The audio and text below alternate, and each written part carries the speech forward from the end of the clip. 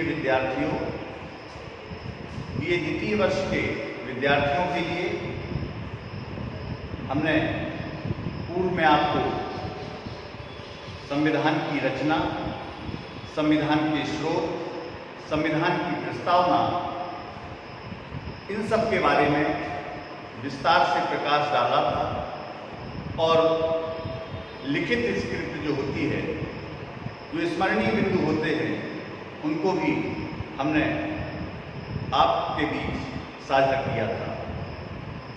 आज हम संविधान के अंतर्गत प्रदत्त मौलिक अधिकार पर चर्चा करना चाहते हैं। संविधान के अनुच्छेद 12 से 35 तक मौलिक अधिकारों की चर्चा है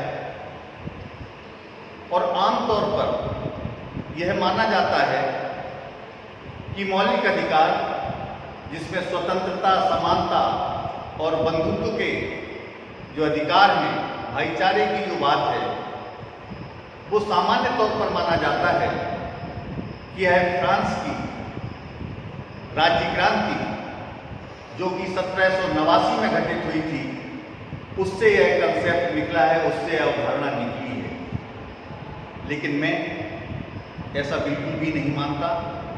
इसीलिए मौलिक अधिकारों की एक व्यापक पृष्ठभूमि को मैं आपके समक्ष प्रस्तुत करना चाहता हूं और आपसे संवाद के साथ साथ मैं 3 लेख भी इस व्याख्यान के साथ अपलोड कर रहा हूं, ताकि आप इसका पूरा बैकग्राउंड पूरी तरह से समझ सकें।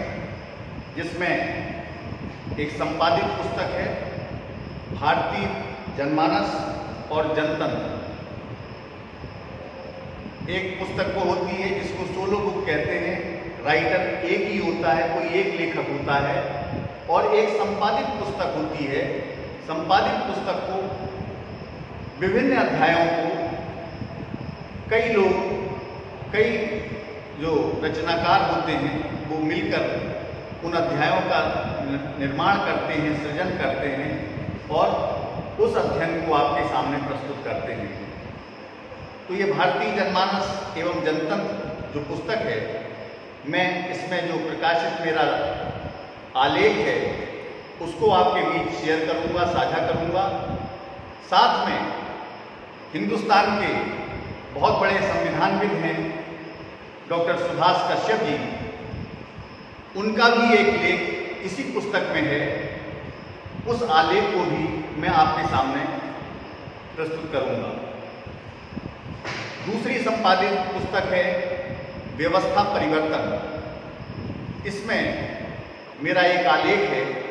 उस आलेख को मैं सबसे पहले आपके बीच साझा करूंगा, ताकि जो मौलिक अधिकारों की बात है, मौलिक अधिकारों की जो अवधारणा है, सीधे सीधे संविधान पर आने से पहले आप हिंदुस्तान के इतिहास से उपजे इन मौलिक अधिकारों को समझ सकें और उनसे भली भांति परिचित हो सकें। 1789 की फ्रांसीसी क्रांति में यह बात सही है कि स्वतंत्रता, समानता और बंधुत्व का नारा दिया गया था।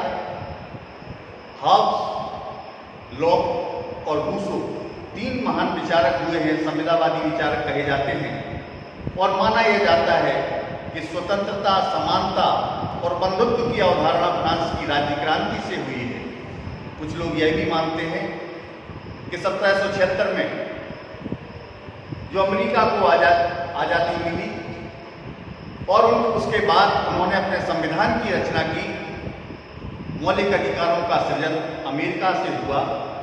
कुछ लोग मानते हैं अमेरिका से हुआ, कुछ लोग मानते हैं फ्रांस से हुआ। मैं डॉक्टर सुभाष कश्यप जी के आलेख के साथ भी अपने आलेख को आपके सामने इसीलिए साझा करूंगा कि आप समझ सकें कि मौलिक अधिकारों की धरा भारत में ही विराजमान है। मौलिक अधिकार आधुनिक युग की देन नहीं है। सबसे पहले हिंदुस्तान के इतिहास में महात्मा बुद्ध ने इन मौलिक अधिकारों की बात को सबसे पहले प्रस्तुत किया था। बौद्ध त्रिपिटक नाम की जो जो महान पुस्तक या रचना है उसमें 3 अवधारणाएं बहुत स्पष्ट तौर पर व्यक्त की गई हैं। वे हैं स्वतंत्रता, समानता और बंधुत्व। बंधुत्व का मतलब भाईचारा। बाद में फ्रांस की राज्य क्रांति में, फ्रांस के संविधान में भी इन तीनों अवधारणाओं को शामिल किया गया।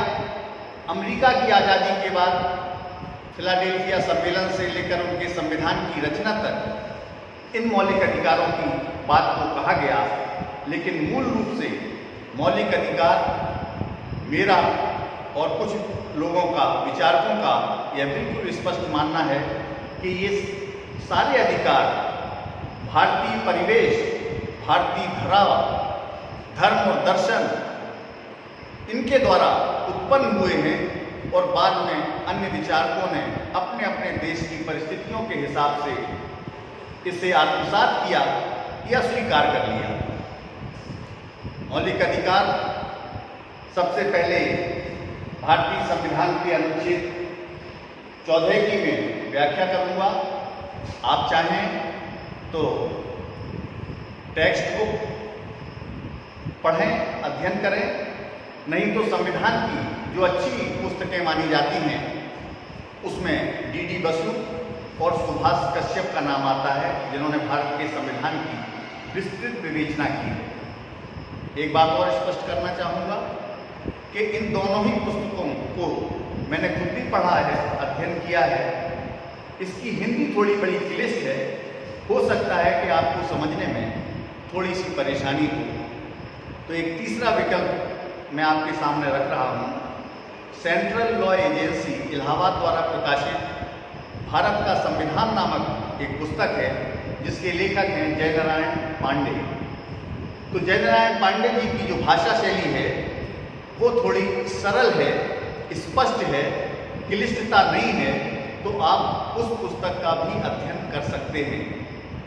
और बाकी किसी भी लेखक की टेक्स्ट बुक आप ले सकते हैं, चाहे पुखराज जैन की लें, चाहे डॉक्टर B.L. खड़िया की पुस्तक आप लें, लेकिन कोशिश आपकी यह होना चाहिए कि पासबुक, 1 वीक सीरीज और शॉर्टकट से बचने का प्रयास करें।